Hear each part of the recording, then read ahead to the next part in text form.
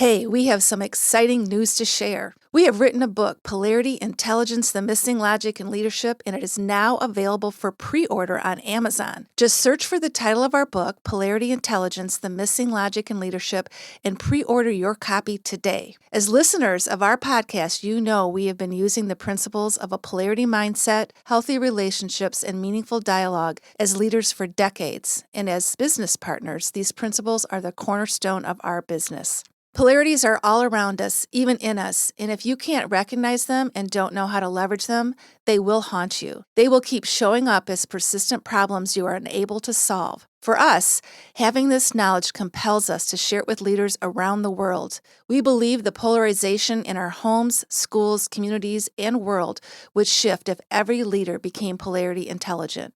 We can't wait for you to read our book. Pre-order your copy of Polarity Intelligence, The Missing Logic in Leadership on Amazon.com now. This is a True Leader podcast, formerly known as Healthcare's Missing Logic podcast. Today, our special guest is Diane Hanson. We talk about all things leadership development and discuss essential competencies and strategies to create strong leaders. Don't miss it. Welcome to the True Leader Podcast. I'm Dr. Tracy Christofferson. And I'm Michelle Trosett. We are life and business besties, leadership coaches and mentors, and polarity intelligence experts. We're the authors of Polarity Intelligence, The Missing Logic in Leadership, and co-founders of Missing Logic. We are here to help high-achieving leaders break through leadership norms that cause them suffering at work and home. If you're looking to elevate your leadership, increasing your productivity, effectiveness, and impact, and manage your health and well-being, spend quality time with those you love, and live your best life, then you are in the right place. Our goal in this podcast is to equip you with new ways of thinking and practical and tactical strategies for succeeding at work and thriving in life. Think of this podcast as your weekly dose of personal and professional development so you can reach your full leadership potential, create a life you love, and be what we are calling a thriving, resilient, and unstoppable or true leader. If you are ready to learn and laugh a little, let's get started.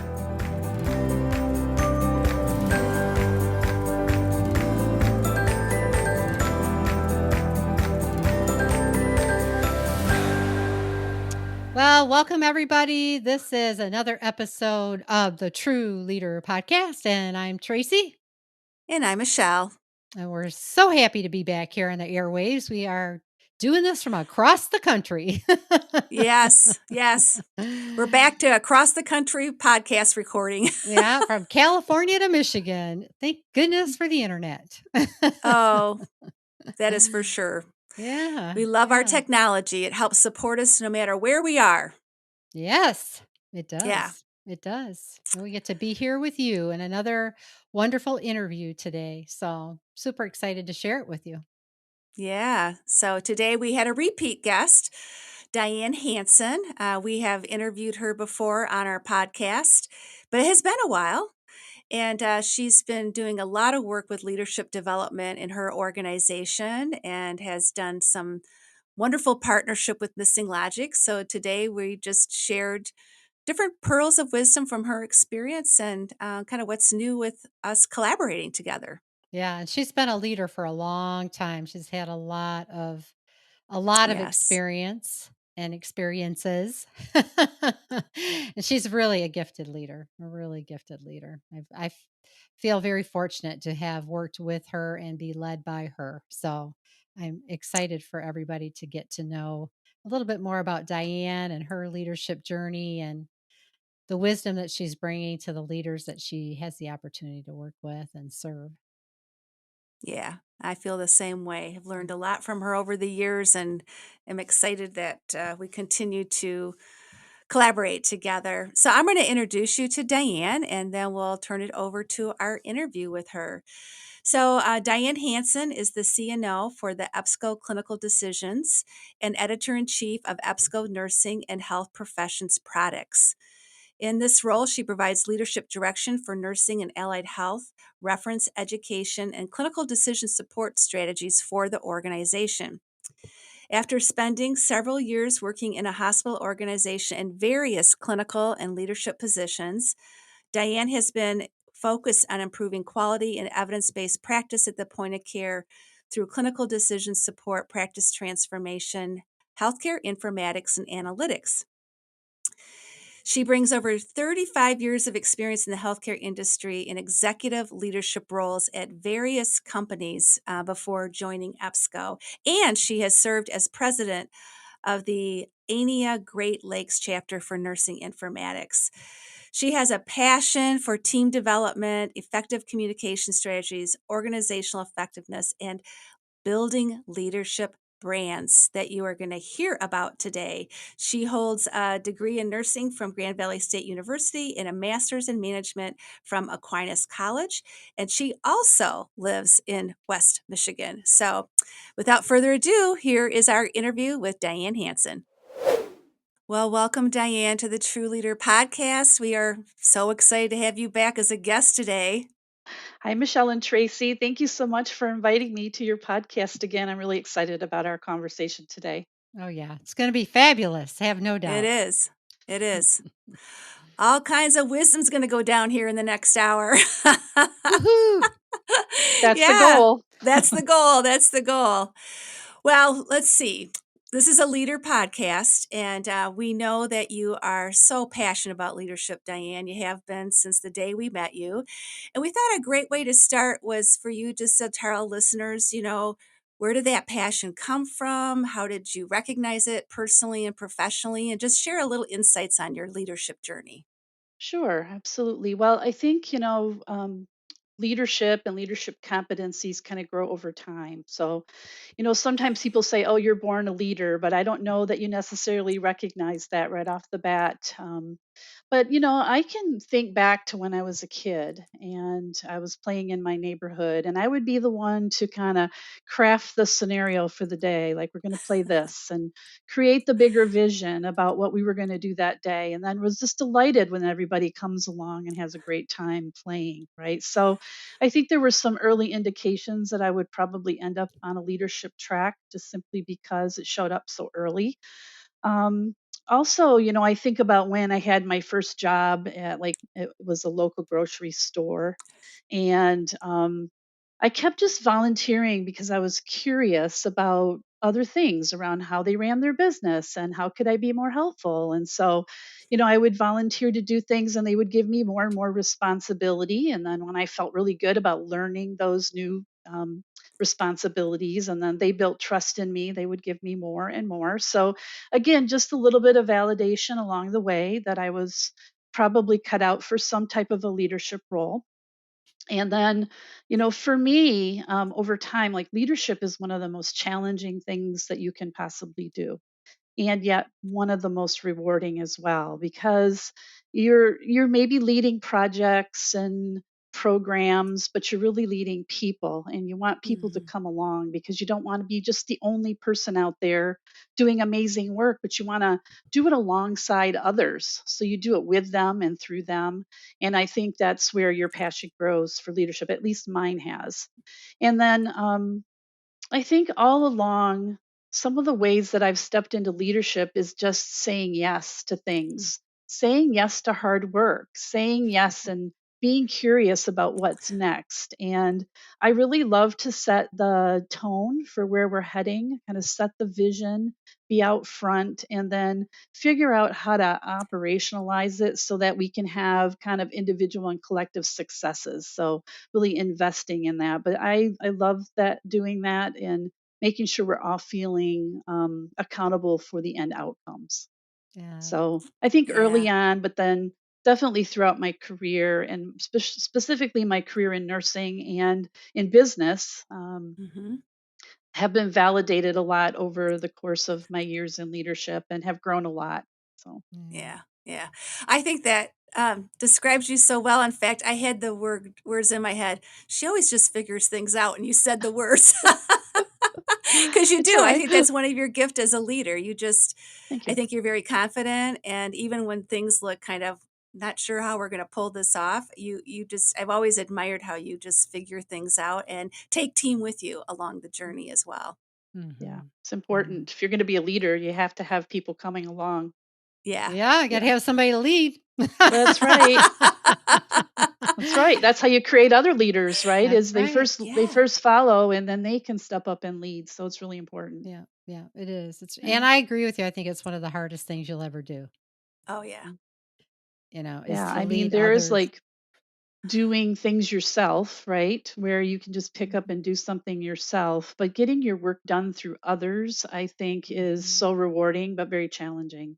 And Yeah, then just the people side, like people are people and they come with all sorts of backgrounds and issues yeah, and gifts and talents, and you have to know how to use all of those things for the greater outcomes or Yeah. greater good. right, Yeah. right, yeah. Yeah. Well, and I think, cultivating leadership is so critical right now. I mean, we are in desperate need of leaders, I think, in all ways, right? In our Yeah. nation, Hmm. in our organizations, in our communities. I mean, it's so critical. And I think just the opportunities for leadership development as well, right, are really, Hmm. really needed. And so, it involves really kind of a combination of self awareness and skill building, and then experiences, practical experiences when it comes to leadership and developing and cultivating leadership. And so let's explore a few of these with you. Okay. Okay. And we'll see what kind of pearls of wisdom we Mhm. can drop out there in the airwaves. But let's start with, what do you think helps leaders cultivate self awareness? I mean, I think that's just one of the most critical factors. But how do we get there? Hmm. How do leaders become self aware? Well, I would agree with you. I think it's extremely important to be self Hmm. aware because you impact other people. So Yeah. if you're not self aware, then you can do harm. Yeah. And so um, I think with self awareness, you have to want to be self aware, Mm, right? mhm. It's really hard to force people to be self aware. So, leaders, if you're privileged to be in a leadership role, really critically thinking about what are the reasons you need to be self aware and then really wanting to take that journey and be curious about who you are Mhm. because knowing that it matters to those Mhm. that you're leading, right? So you start with self inquiry and some honesty with yourself. And I know sometimes that sounds corny, but you really do have to be curious and you have to have your own self inquiry to really be effective. And you have to not be afraid to ask others how you're perceived because whether you know it or not, you're perceived. You have what I call a leadership brand. You have a brand about you that others are deciding for you. And so it's really important when you're self aware to know your strengths and to learn Mhm. about yourself, to learn about your personality and your strengths and how you can leverage those in how you lead others and how you lead projects and how you show up Mhm. and make some choices on how you want to show up. I think being brave and asking others feedback about you, I think is also important. Sometimes this can be scary to go ask what other people think about you, or but oftentimes you learn some things that you don't know about yourself, and those can be some things that you need to improve on potentially. Mhm. Maybe your message isn't coming across like you intended, and it also can be some things you learn where you have strengths that other people see that sometimes you don't see in yourself. Mhm. So it's also learning those things that you might have a blind spot to because we can be self critical as well. And that can get in your way of moving forward if you're criticizing yourself all the time. Mhm. So others always have a great awareness of us, even if we don't have an awareness of ourselves. So I think, building brand, using tools like strength finders and Mhm. personality tools, do the homework and learn about yourself. And then think about what are my intentions? What are my beliefs? And then how do I leverage my strengths and my personalities to step in to my intentions and my beliefs about leadership? Mhm. So those are just some things I was thinking about when it comes Yeah. to self-awareness. Yeah. Well, and I think you have to be careful who you're asking, though, as well. So I think people Mhm. have perceptions of you, but I think it's also can be very important on who you're choosing to engage in that conversation. Not everybody has the same Mhm. intentions as It's you true. may have, right? And I It's true. think while it's important Mhm. to know what others think of you, you also have to to be able to discern what is value added to you and what is not, right? I think there's just some Mhm. aspects of that. You can't go around not caring about what anybody thinks, but at the same time, I think you have to have some level of filter and understanding. Otherwise, you can really get, torn down, and that may not Yes. be healthy for you either, right? So Mhm. there's some of that in there, I think, too. Mhm. Yeah, that is true. I think you do have to pick where you're hearing those messages. I did a great deal of thinking about mentorship. I've never been in a formal mentorship my entire career or life, I guess. Yeah. But Yeah. there are those mentorship moments, right? So there's moments, there's people that come alongside you when it comes to picking and choosing where those messages are coming from. Mhm. But I also, as I've been thinking about this, you really have to stay true to your own path, right? So Mhm. you can look around and see a lot of great examples and try to emulate what other people have done. Mhm. And some of those are really great things to learn. But in the end, it's your mission, your passion. You can lean on, like I said, others for help. But I think you have to think about what's most important to you and the journey you're on and make sure it is your own path. And I learned that lesson. Mm. And you bring way more passion to leadership when you choose your own path and it matters to you. It's about your mission and passion in the world. So, Mhm. Mhm. Yeah. but I do think mentorship's important, especially with Mhm. new leaders. And I think it's always a gift when you find somebody who believes in you, who invests in you, who comes alongside you and gives you challenging work, helps you think through some things, really kind of almost being your champion with no self gain or benefit from it, Mhm. right? They Mhm. just Yep. truly care about you. And we know these people in our lives, and I've been fortunate to have Mhm. many of them. And you two are at the top of my list, right? Bringing the hard truths, opening doors, giving that word of encouragement, doing hard work together. I think all of that kind of forms some of the mentor moments that we find. Mhm. I also think of, sometimes individuals might not be a mentor that you chose, right? Right. It might be like an unlikely mentor if you think Yes. about that, right? So maybe you didn't choose them, they didn't choose you, but there was something of wisdom that they brought that you valued. So in the midst of maybe other things not being so great about that person, they may still have those wisdom moments that you can use to mentor yourself with. Mm. Like I think you go looking for what you need and you find things in unlikely places. Mhm. Um, so I think that's kind of interesting. And also, I think that mentors show up when you need them, and it doesn't necessarily have to be a formal mentorship program. An Mm. example of that is I was getting ready to do a major platform presentation, and I was extremely nervous because I do get very nervous when I'm presenting. And I had mentioned it to a colleague that I was feeling, over anxious. And he came up to me in the most gentle way and he put his arms on my shoulders and he looked me straight in the eye and he said, "You know what? They're them and you are you. And you know what you know. So just go out there and tell them what you know. Yeah. And don't hold intention for anything else because just be authentic. Just go out there and just be you. And it's enough. Yeah. It's enough for everybody Yeah. sitting out Yep. there listening." So, I thought that was kind of an example of a mentor moment. Mhm. Not, Mhm. formal, but definitely somebody I looked up to who had a piece of advice because he cared at the moment that that was happening. So, Yeah. Yeah. Well, And that's great you example. yeah, and yes, it sounds like you've carried it with you since that moment, right? It's I a have. yeah, that's Those great. little And what things stick with you. mhm. Yeah. Yeah. Yeah. Yeah. They do. And then you also have been very intentional about mentoring others as I well. have.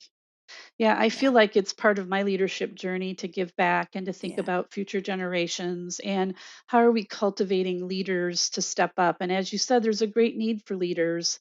And at least in the nursing profession, there's a lot of leaders that are stepping into roles very young in their careers. And so they need additional supports. But one of the things I do kind of on the side is do some mentoring and coaching for those who want to show up and go on that journey. And I try to give back in that way. But I also intentionally do coaching and mentoring for those that are on my team at EBSCO.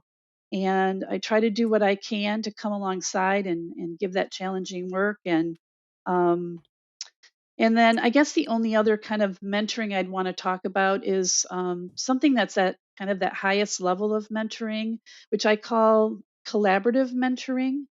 And it's really that mutual form of vulnerability that you can have with others that are on a similar leadership journey, where you can Yeah. share your experiences, your diversity, and what you've handled, and can really help each other out.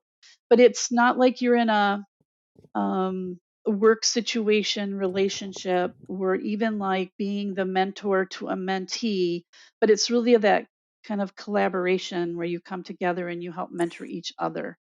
And I think there's a vulnerability there that's really beneficial and precious. Mhm. Yeah. And you don't find that with everyone, but when you do have a collaborative mentor, I think that that's like such a gift in life. Mhm. Mhm. Yeah, that's one thing that we've really noticed a lot in our work, and we've heard from leaders is this camaraderie that's missing. They Hmm. can't find it in their own space, but there's a hunger for it. I think to your point, Diane, to be vulnerable and to just learn from each other because everyone has such experience in leadership, and we can be very supportive of each other as well. Well, I think it reminds me of our mastermind. We have a Hmm. mastermind which has leaders from different organizations, that they're all leaders in different ways, different levels, and with different Hmm. intentions, but they leverage each other's experiences, they leverage each other's wisdom, and they're there to support each other, right, over time, and Hmm. they're very vulnerable and grow with each other as well. And that's what it reminds me of, is that kind of a Yeah, mastermind. Let's all grow and evolve to be more and better by leveraging our differences and our strengths and experiences. And yeah, yeah, it's absolutely. very cool. Yeah. That's very Hmm. cool. Yeah. Well, if you had to identify some essential skills, now there's only a million skills, right? But the essential ones to embrace, right, for leaders. Especially as we move we're in these really uncertain times. There's a lot happening in the world and in our organization. So, if there were a few essential skills that you would want to put your finger on and say, these are the ones that you absolutely have to have, especially in these challenging times as you try to lead others through the challenges, what would you say those Yeah. might be?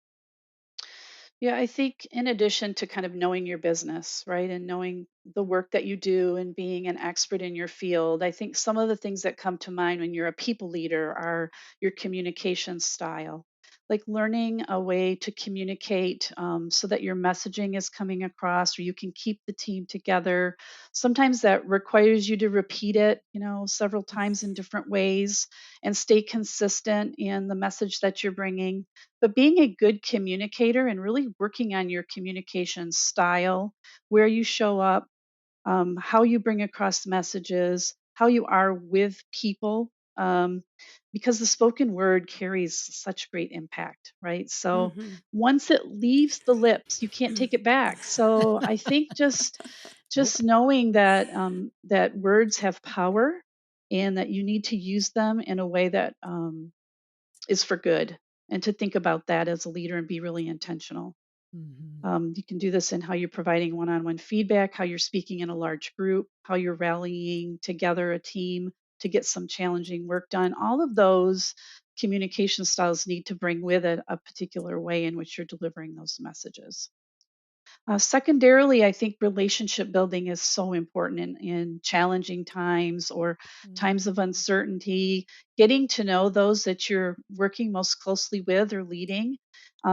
People are more than the 8 to 10 hours they provide in any work situation, right? They have families, they have lives, they have diverse skills, other things and hobbies and interests. And I think getting to know them individually and personally is helpful.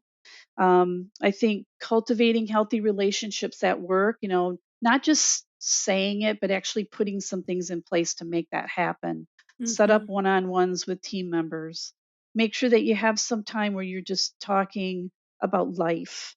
be a really good listener. It's all of those great dialogue skills that we work on that help you build really strong relationships, because you want to create, some psychological safety in the groups, and the meetings that you're having. So utilizing techniques to hear voices, to make sure you're being inclusive, kind of gets into my third one, which is engagement.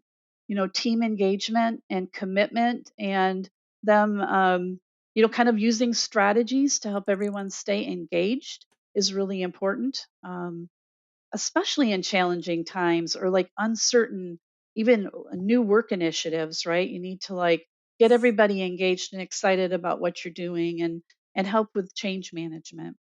Part of that is learning how to delegate. So delegation kind of comes under engagement. And I think there's a difference between delegating tasks that are known and that everybody knows how to do, versus like giving challenging work. Like really counting on Mm-hmm. people to come in and bring Hmm. their voices and get involved and engaged, and being inclusive in who you bring to the table on, really important initiatives, I think says a lot about building relationships and team engagement.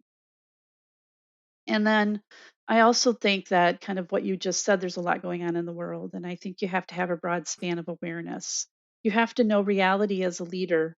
You have to kind of go out there sometimes first and check things out and figure out where we need to go next. So, bringing the outside messages in, I think, are really important in times of change. And then I guess the last one would be polarity intelligence.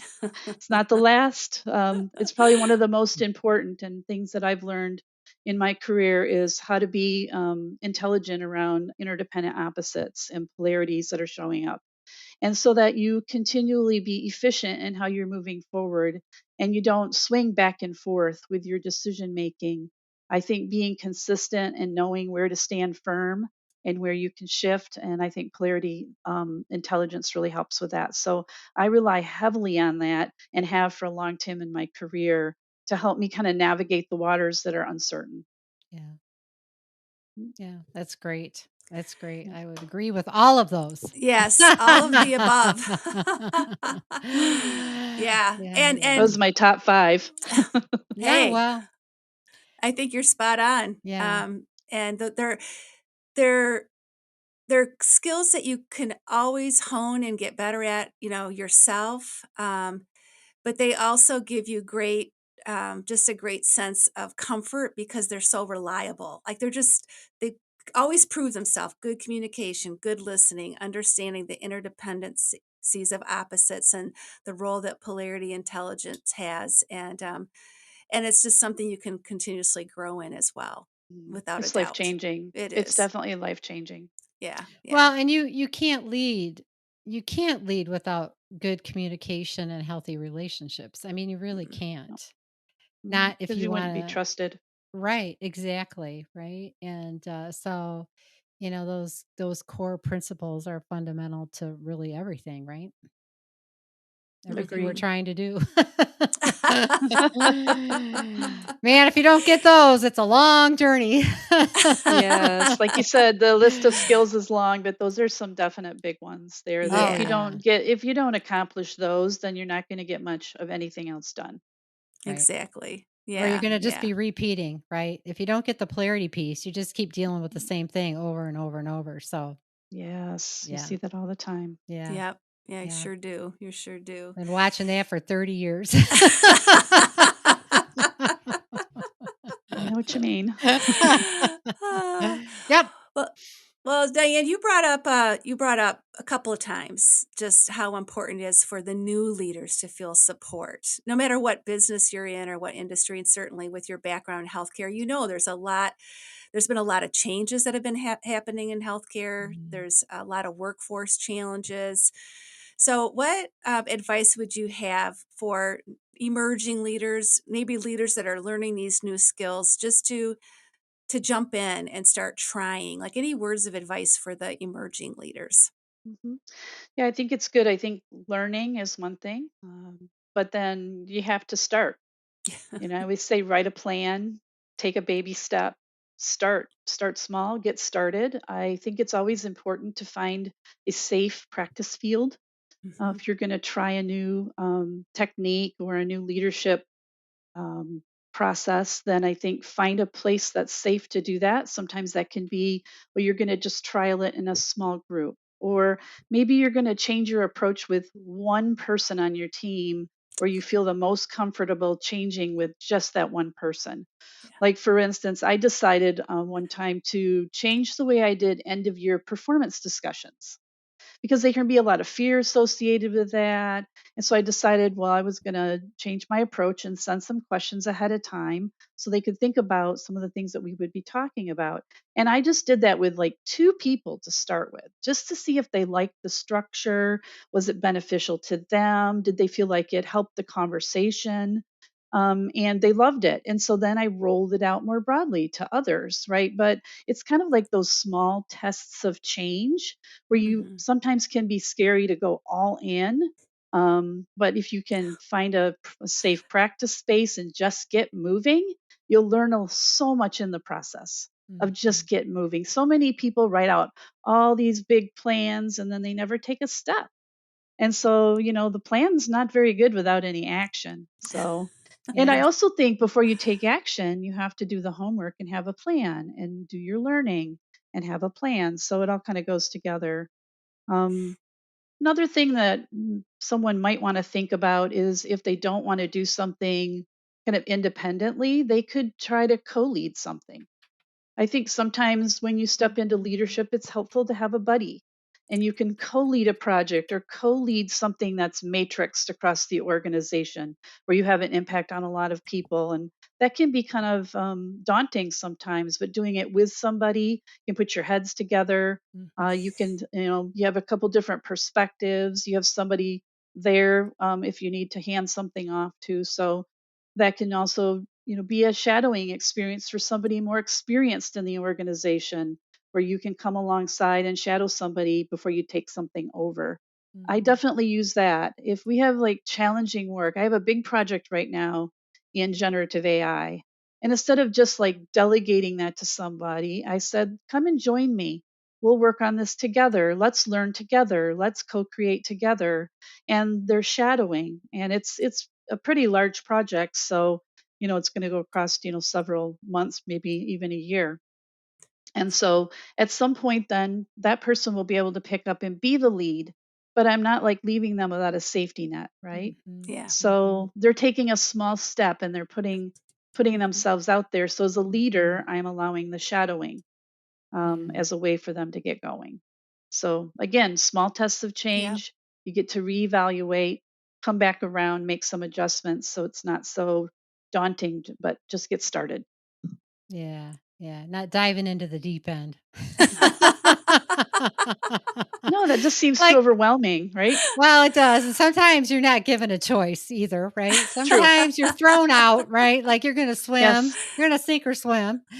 But even in those cases, right, it's to find some individuals that can help you, support you in the process of that as well, right? absolutely. Because It's when you sometimes lean we're on those mentors. Yeah, yeah. exactly right. You're looking for people with different strengths that you can tap into and Hmm. Yeah, I think that's help great you. advice, and I think the other, I think what's at risk is, and there's concerns about this, is, and we're going to lose these new leaders that we so desperately need.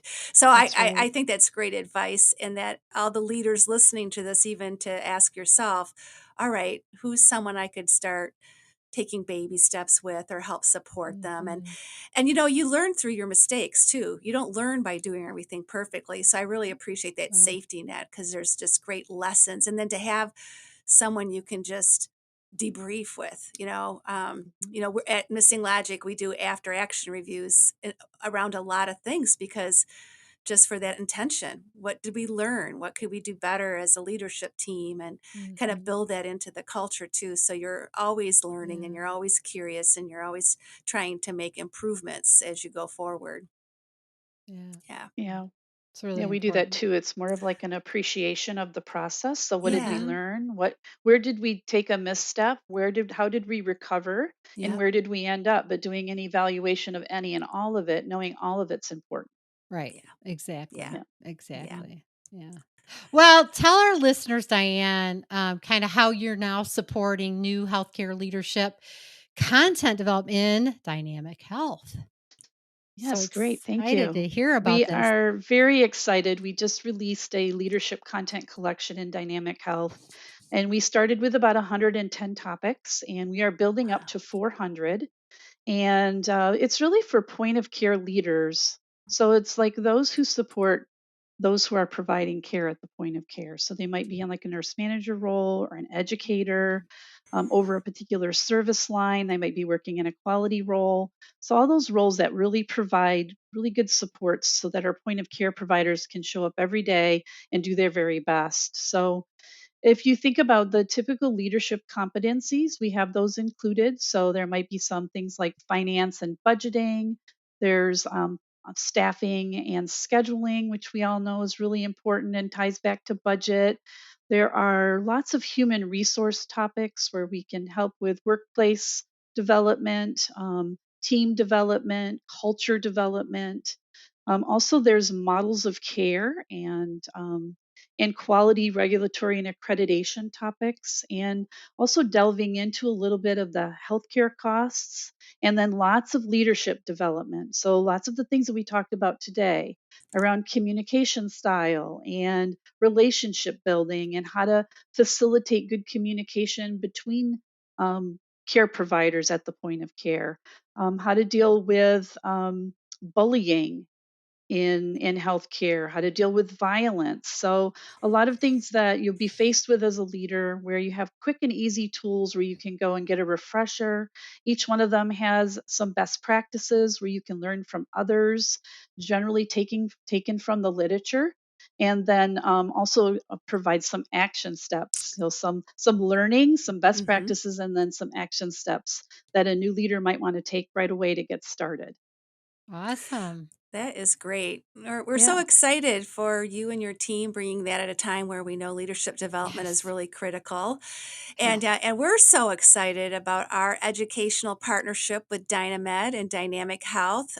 So we can provide ANCC, nursing continuing professional development credits, for our Thriving, Resilient, Unstoppable, or True Healthcare Leader Mentorship Program. It's very exciting for us. And I think what we're most excited about is we see the learning that's happening, and the fact that we can help healthcare leaders get credit for that is just really Mhm. thrilling for us. And we're so excited to Yeah. partner with you all on that. Yeah. Yes. Well, we're very excited as well. As you know, healthcare leaders, they need support. It's great that you're giving them the support they need to be polarity intelligent and also that they can get continuing education credits for that. I'm very excited about that as part of our partnership. And, it's a beginning partnership, right? I love the Yeah. fact that we're collaborating. And Hmm. I think there's going to be other opportunities for us to collaborate in the future, or Yeah. specifically around leadership.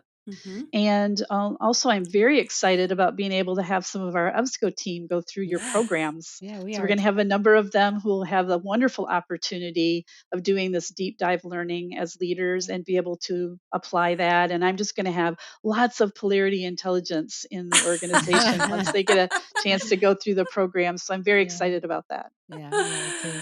We are too. We are We Yeah. too. It's are. been Yeah. fabulous working with your team, and there's many we haven't met yet. So we're really excited about that. Yeah. Yeah. Definitely. Awesome. Definitely. Well, so here we go. We've got some mystery questions for you, Diane. Okay. We want to get to know the true you. Okay.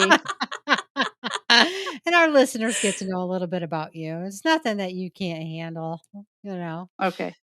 I'm going to start, and then Michelle, I have one more question for you.